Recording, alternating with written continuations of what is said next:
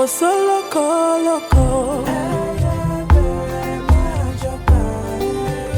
Osoloko loko. Àìsílẹ̀ olóngìní ilé di ilé èkúté. Ṣebí wọ́n ní bọ́lọ́jẹ́ ò bá kú oríta ò léwu koríko. Ayé ṣòro ẹni a ní kó kíni lẹ́yìn ló fẹ̀gún sọ́wọ́. Àṣeun dúpẹ́ lọ́wọ́ ẹni tó ń ṣe ni tó tún ń gbà ní.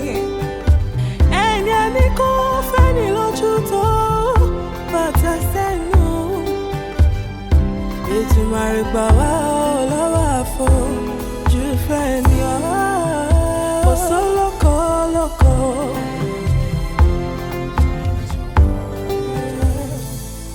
Bírọ̀bá lọ́lọ́gún ọdún ọjọ́ kan lòtítọ́ bá igi àbáfẹ̀yìntì ẹ̀gún ló fi ṣẹ̀ṣọ́.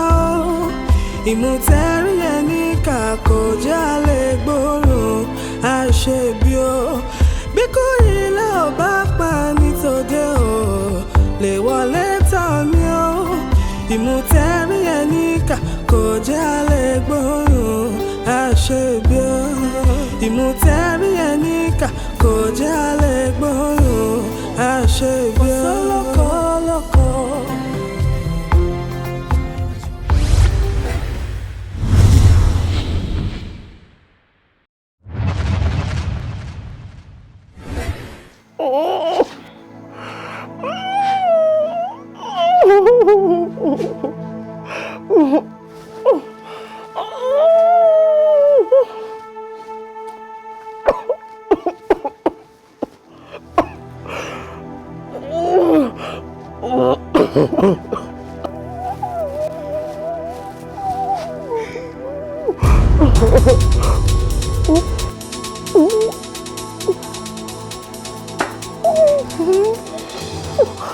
It doesn't change anything.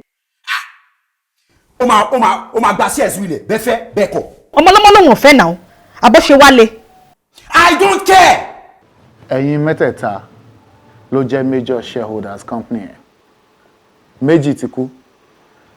Ẹ̀yin nìkan ló kù. Kí ni o dára ti sọ? Mi ò sọ nǹkan kan bí mo ṣe sọ earlier.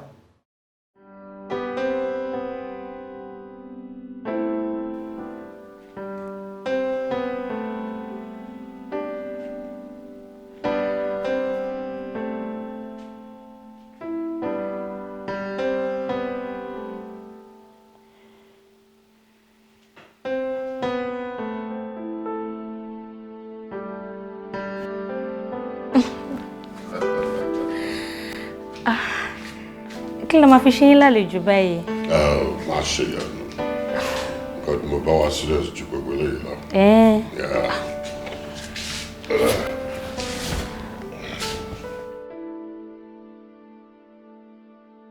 Yes. Mo rí i pé you're running to be deputy governor. Yes, that's true.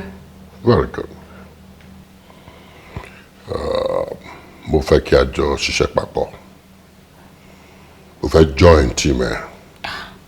Ẹ má bínú, can I ask why? Nítorí mo fẹ́ kó ṣiṣẹ́ fún mi. Irú iṣẹ́ wo nìyẹn, sir? Iṣẹ́ tí governor lè máa ṣe fún godfather náà ni. I'm sorry, sir. I'm not interested.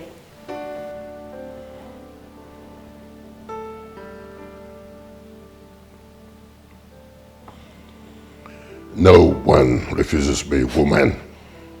Then you met me quite late, sir. Aba talagababa da. Lo sa oke mangba. Whatever that means.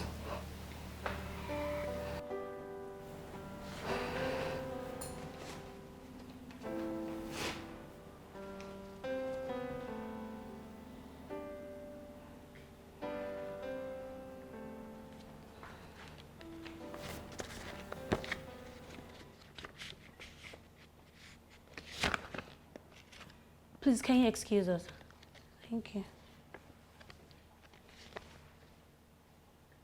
Where did you get this from? The place where it happened.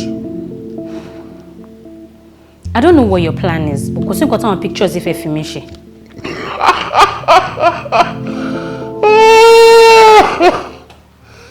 Are you sure?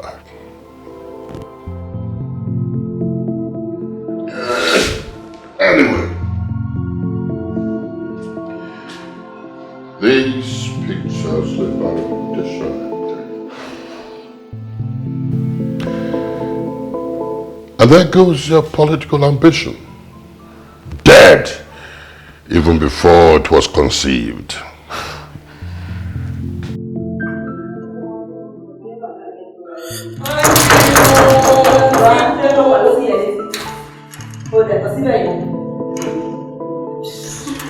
Auntie David, the barbarian, you know me. Mo ṣe insist mo Junior nìkan ló lè ràn wá lọ́wọ́. Can you just stop mentioning that name? Ṣé bá ṣe wọ́n níbà iṣẹ́ ò dáa ni? Òun nìkan ni lifeline ta ní ìnáwó. Olade John Toriolo, speak for yourself. Ó pè mí kí wọ́n nínú ẹ̀wọ̀n yìí kí Junior help me pẹ̀lú freedom mi lọ. Auntie. Mi ò ní Junior. Mo mọ ibi tó fi yà wá sí. Me vai woman, ẹ̀wọ̀n ẹ̀ pariwo. Ta ni Debbie Lawson? Debbie Lawson. Èmi ni. Ṣé o gbọ́ tẹ́lẹ̀ ní mo gbẹ̀? Ta ni Lọ́ládé Àdìsá Martins? Ẹ̀mí yìí jẹ̀ sí. Ọba ẹ̀ tó fẹ́ yín. Ẹ ti dá mi lóhùn. Ṣé o mi pariwo lẹ́yìn? Lọ sí tó gbósì. Ṣé wo ìdí àná? Ó gbọ́ tó kórúkọ ẹ̀. Auntie David. Jókòó síbẹ̀. Dúró síbí.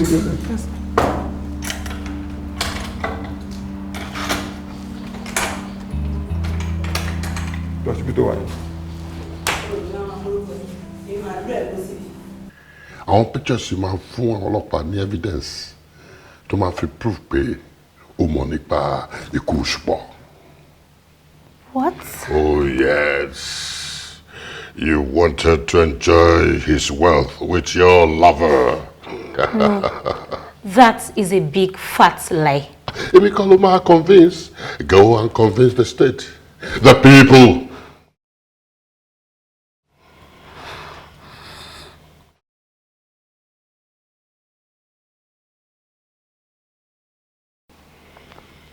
What exactly do you want? Mi ò need láti repeat ara mi. Okay, fine. You be on my team. But you need to tell me what exactly you want me to do for you.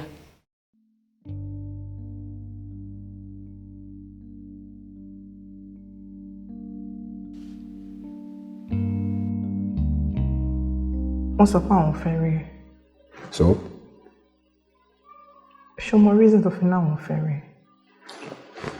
Your mom won't hear. Your mom. Lolade. That's not the reason why I'm here. Got him back on you. Okay? Okay. Look, Lolade, at this point, you need to tell me the truth. Junior. Òótọ́ wo ni mo tún fẹ́ sọ fún ẹ ju èyí tí mo ti ń sọ fún ẹ? Come on, Lolade. Mo pé mo kì í ṣe nítorí parọ́ fún. You know you can't lie to me. You know. Even you should know better. Look, please. Ó máa wá easier for me láti fight case ẹnìkan ju ti ẹni méjì lọ. Junior, kí ló fẹ́ kí n ṣe? I want the truth. After that, kí o tún lè rán ẹ̀gbọ́n ẹ lọ sẹ́wọ̀n. I am not deluded, Lolade. Mi ò kí ń ṣe wèrè now. Junior, Auntie Debbie was just trying to help me. She didn't kill Femi intentionally. Will you watch her go to jail? Junior. I promise you, she won't. Okay? Yeah, well, late Professor Deji Lawson, or her late husband there. Oh, I see. But she's guilty. Yeah, okay. Once to about to win, Just make sure she's released on pardon. That's all. Maybe I need to remind you. Pay deputy governor ni mo fẹ́ jẹ, and not the governor. It's all the same thing. It's up to you. It's your decision in terms of what to do, whether as the deputy governor or not. But all the same, the bad people who cut to you, I don't see the point in you becoming one. Yeah. Anyway.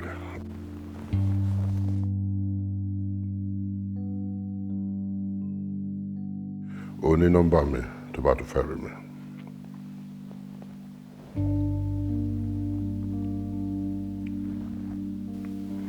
Thanks for the drink.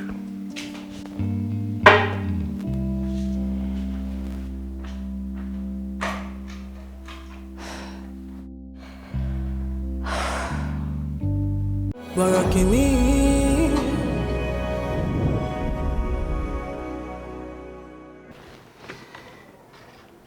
Mi ò mọye ìgbà tẹ́ fẹ́ kí n down this same question.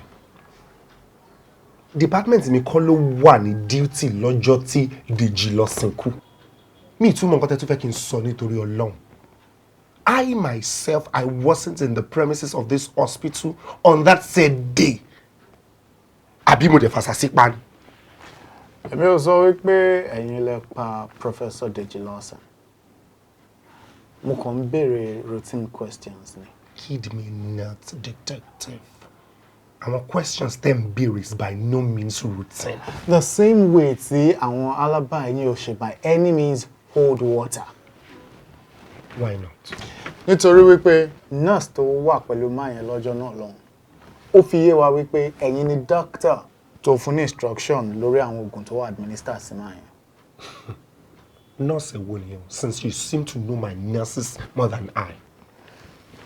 You know whom I speak about. Detective. Ẹ má sọ fún mi pé ẹ tún ti interrogate àwọn òkú, the dead. I say, no remorse at all for the dead. Look, I am a medical doctor. And we are trained not to feel any iota of remorse for the dead. Of course. Anyway, thank you so much for your time, Dr. Boye. Anytime.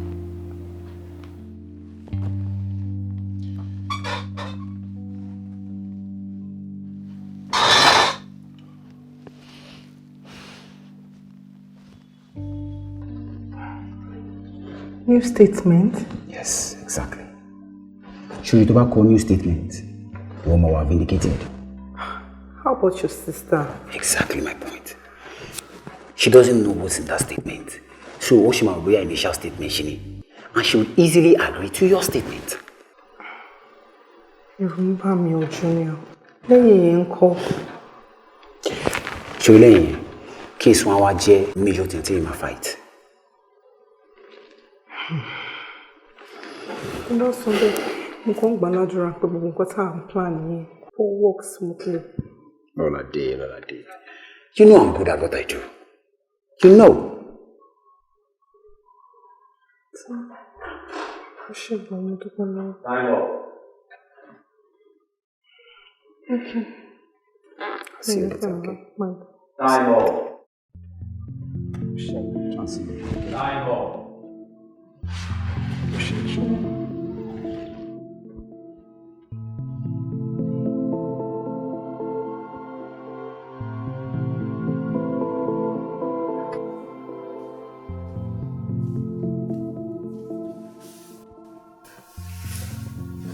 Kí ló máa ṣẹlẹ̀ báyìí? Me understand. Exactly. Me understand yín mọ́. Mommy, we had our plans kí a tó move us by. So, are we not fine now? This was never the plan. Ẹ̀yin náà máa tó the politicians. Jọ kí ló fẹ́ gangan ná? Nǹkan tí mo fẹ́ ni wípé He wanted us to leave Ṣùpọ̀. Luckily, he left us. Jọ kí ló fẹ́ gangan. What exactly do you want from me? ẹ fẹ́ mọ nǹkan tí mo fẹ́. No. Shouldn't go to one keep it to yourself. We are here to stay and we are here, and that is fine now. And this conversation, it is over. When I say it is over, it is over. Oh yeah, to your room, the day now. The day to your room. Sure, Bonnie, go!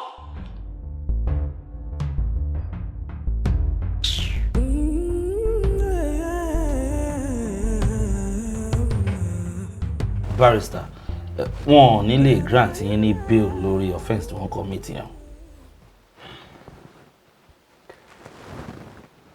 Look, I'll be lying if I say I don't understand Bobo Kotesonsi. So you understand everything. So you lawyer know, you know. But you have my word on this.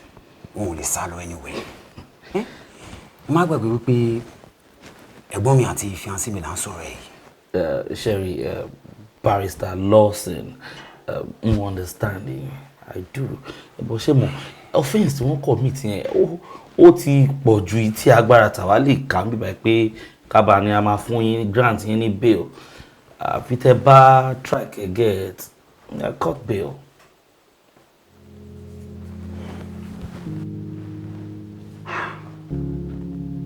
Court bail.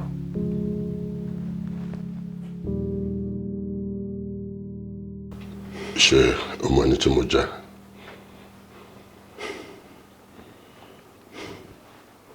Speak! Mi ò ní anything láti sọ. Nothing at all. I'll ask again. Ta ló rán ẹ láti pa mí? Ọmọdé mọ ogun. Ó ń pè lẹ́fọ̀ọ́. General, mo fẹ́ kẹ́ mọ̀ pé tí o bá kí n ṣe títí ọlọ́pàá yẹn, I had you. No. Nobody ever has me. Nobody. Nobody. I'll ask you for the very last time. Ta ló rán ẹ? Officer, please, can you take me back to my room?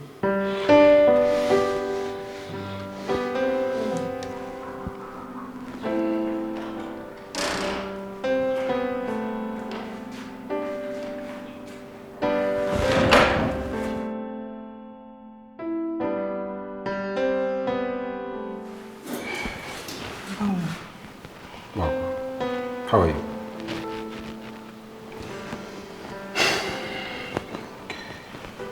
Mo ti ń ṣiṣẹ́ lórí court bill fún ẹ. So, as things stand, ó yẹ kó jáde bíbí ọ̀la sí ọ̀túnla. Hello? Look, the one you court bill were visible for at the moment. Sure you. We'll get out, okay? But one at a time. And it is almost certain that they will not charge the court. What are the plans for mobile? Plans me for showing case on James for fine. Court battle. Court battle. Who will win it?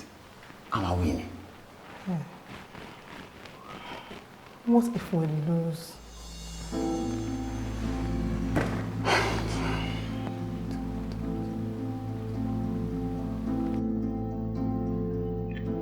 I won't. Borokini.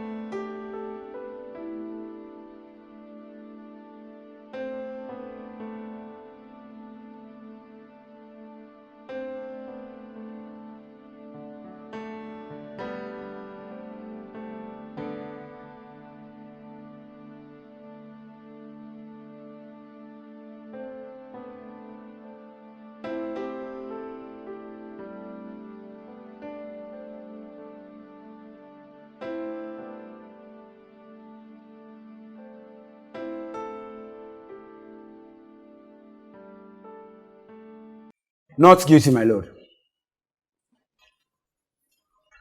Prosecuting counsel. Oluwami, can my colleague here substantiate the fact that Mrs. Debbie Shemawa nínú mọ́tò pẹ̀lú òkú ènìyàn? Objection, my lord. My lord, my colleague here cannot just say my client killed the man in question. I mean, he cannot base his assertion on mere assumptions. Defense counsel. Objection sustained. Prosecuting counsel, you may have your seat. Thank you, my lord. Ní ìgbà tí alábìnrin Debbie gbé ọkùnrin yìí sínú ọkọ̀ rẹ̀, ẹ jẹ́ kí a rántí wípé kò tí kò ní gbà yẹn. Objection, my lord. Prosecuting counsel. Objection overruled. Thank you, my lord. Lóòótọ́ alábìnrin Debbie ló inflict pain tí ó ṣekú pa olóògbé tí à ń sọ̀rọ̀ yìí, but then it is plainly a case of self-defense based on the Second Amendment of the Constitution. Oluwami, ǹjẹ́ mo lè pe ẹlẹ́rìí mi àkọ́kọ́? Prosecuting counsel, you may proceed. Mr. Alaka, ǹjẹ́ mọ arábìnrin tí a fi ẹ̀sùn yìí kàn? Mo mọ̀. Good. Ẹ̀yin ni olórí àwọn ọlọ́dẹ. Tí ó mú arábìnrin ní ọjọ́ tí à ń wí yìí, ṣé bẹ́ẹ̀ ni? Bẹ́ẹ̀ ni. Good. Ǹjẹ́ ẹ lè narrate story fún ilé ẹjọ́ yìí kí a gbọ́ gẹ́lẹ́ bó ṣe ṣẹlẹ̀? Ẹ ṣé olúwa mi. Ní alẹ́ ẹjọ́ náà, a mú àwọn arábìnrin nígbà tí ilẹ̀ ti ṣú dáadáa. Nǹkan tí mo kàn rí ni wípé ara wọn ò balẹ̀ bí tí wọn kò mọ̀. Bá a ṣe ń bá wọn sọ̀rọ̀. Lọ́gán ni mo tajú kán, mo rí ọkùnrin kan ní ẹ̀yìn mọ́tò wọn tí ó sì ti kú. Thank you. Ẹ jọ̀ọ́, nígbà tí ẹ mú wọn, kí ni àlàyé tó ṣe fún yín gẹ́lẹ́? Ẹ ṣé, ohun tí wọ́n sọ fún wa ni pé ọkọ òun ni. Ó dẹ̀ ní pé ibi táwọn ti ń bọ̀ ó ti ṣiṣẹ́ ó ti rẹ̀ torí ẹ̀ ló fi sùn. Bó ṣe rí nìyẹn. Thank you, my lord. Tó bá jẹ́ òótọ́ ni wípé Mrs. Debbie ní intent láti save arákùnrin in the first place. What was her reason for lying that the man slept off in the vehicle, my lord? When in the real fact, she was the one tí ó pa mine. Objection, my lord. Defense counsel, objection overruled. Prosecution counsel, you may continue. Thank you, my lord. And again, ẹ jẹ́ ká fi ojú inú wò, my lord. Wọ́n ní plan B, plan wọn ni láti dump body man yẹn síbi kan, which is a more terrible offence, my lord. Order!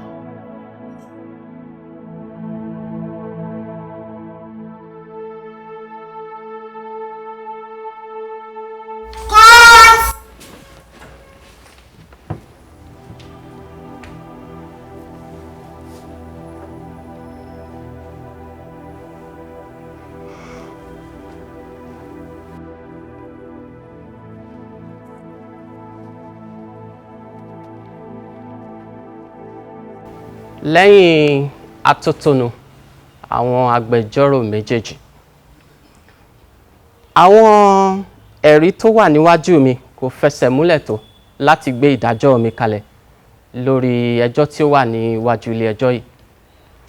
Torí náà, mo sún ìgbẹ́jọ́ yìí síwájú di ọjọ́ 13 oṣù keje. Arise.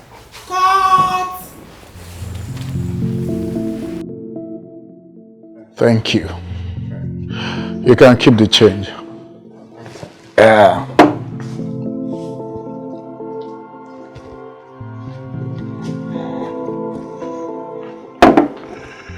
Oh, detective. General.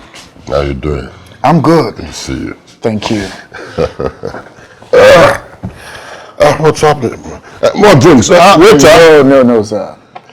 Kò sí nǹkan tó wà as terrible as kéèyàn bá yín sọ̀rọ̀ while drunk. Yeah. Well. So. That's a sorry boy.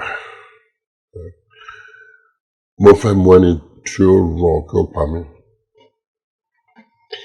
Shouldn't that be a question for Asare himself?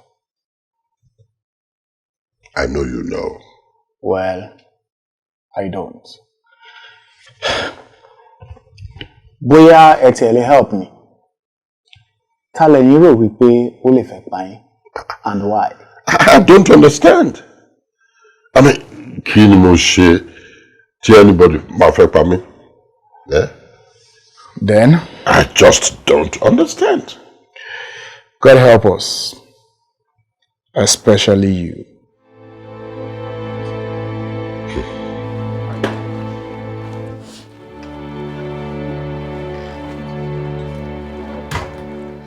Come in.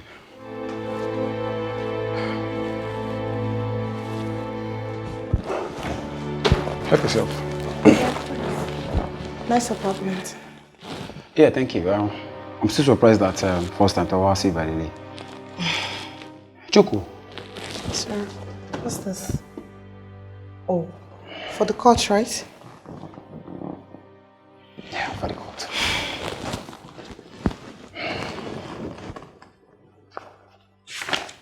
Shama, when case in you, Junior? Junior.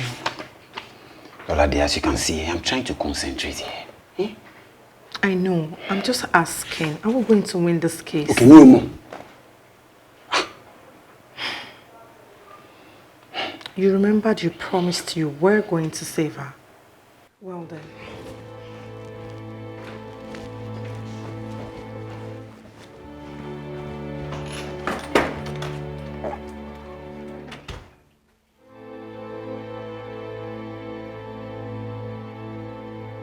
Borokini.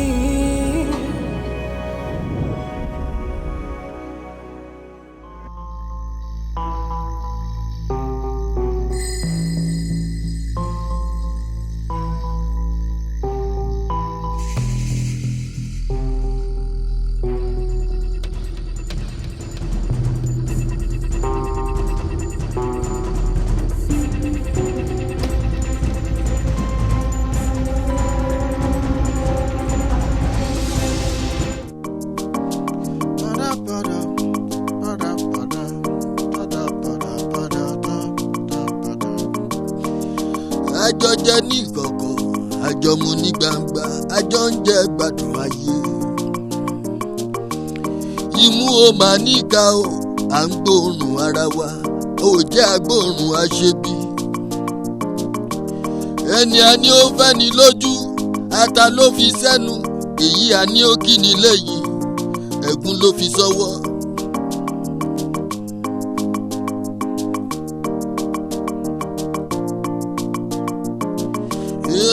Ẹni a fẹ́ la mọ̀, a ò mẹ́ni tó fẹ́ ni, ara la mọ̀, a ò mọ̀nú. Yé o, ọ̀dàlẹ̀ ọ̀rẹ́ o.